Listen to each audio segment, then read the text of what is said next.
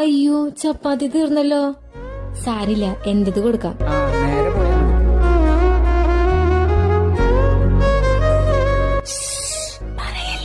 എന്താ വിഷു കുഷുന്ന്? ഒരു ചപ്പാത്തി അവൻ എക്സ്ട്രാ ഉണ്ടാക്കി കൊടുത്തൂടെ?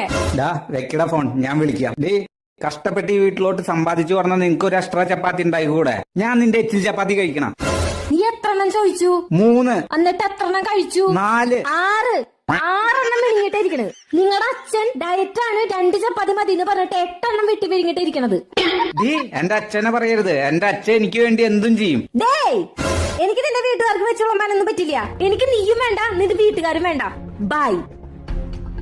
അനുഭവിച്ചോ? ലവ് മാരേജ് പറഞ്ഞ് കൊണ്ടുവന്ന് ഒരുത്തിയല്ലേ? നിക്കടി.